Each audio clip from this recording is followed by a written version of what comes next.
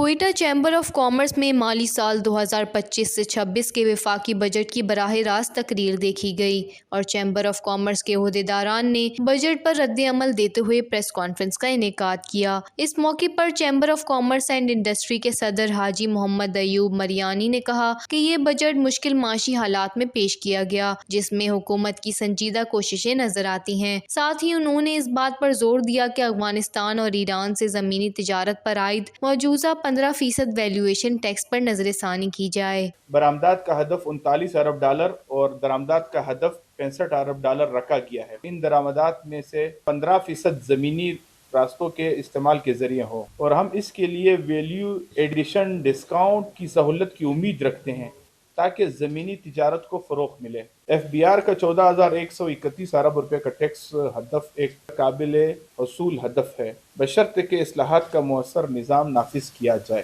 حکومت نے S M Es کی مالی معاونت کے لیے 1100 ارب روپے مختص کیے ہیں۔ اس رقم میں سے کم 25% بلوچستان کے ایس ایم ای سیکٹر کو ترقی کے لیے مختص کیا جائے۔ بائی لینڈ روٹ جو ڈیوٹی ٹیکسز کے مد میں جو ڈیوٹی ٹیکسز کی سلیب ہے اس کو بائی سی روٹ اس کو بہتر کیا جائے۔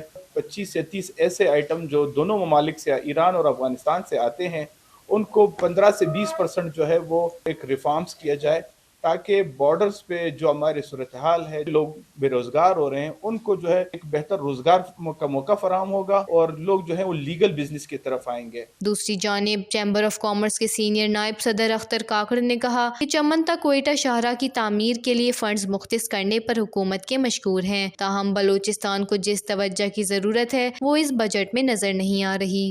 بلوچستان یہاں پہ 75% لوگوں کا روزگار زراعت سے تعلق رکھتے ہیں اور بلوچستان میں پانی اتنا سپیڈ سے نیچے جا رہے ہیں۔ گورنمنٹ نے آج بلوچستان کے لیے 5 ارب روپے ڈیمو کے لیے رکھا تھا۔ اتنا پانی سپیڈ سے جا رہے تھے، اس لوگوں نے 5 ارب رکھا تھا۔ یہ افسوس کی بات ہے۔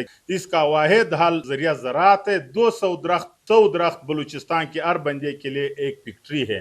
آج تک بلوچستان میں کارگو سسٹم نہیں کہ ہم اپنے زراعت ایکسپورٹ کرے۔ ٹیوبویلوں کے لیے گورنمنٹ نے سولر دیا تھا کہ بجلی یہاں پہ ختم، آج تک سولر 2% لوگوں کو ملا تھا اور بجلی اس نے کاٹ لیا تھا۔ سولر کے لیے بجٹ میں کوئی وہ چیز نہیں اور 18% ٹیکس بھی اس کے اوپر لگا دیا۔ دانش اسکول اس لوگوں نے 4 دانش اسکول رکھا تھا۔ 4 اسکول پورا بلوچستان کے لیے بہت کم ہے، پہلے سے بھی یہ پسماندہ ہے، ہمارا سارا ایجوکیشن سسٹم بند ہے۔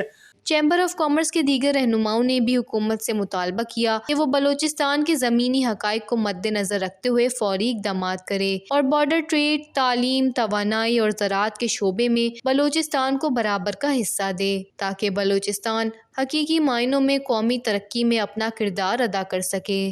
وش نیوز، کوئٹہ، بلوچستان۔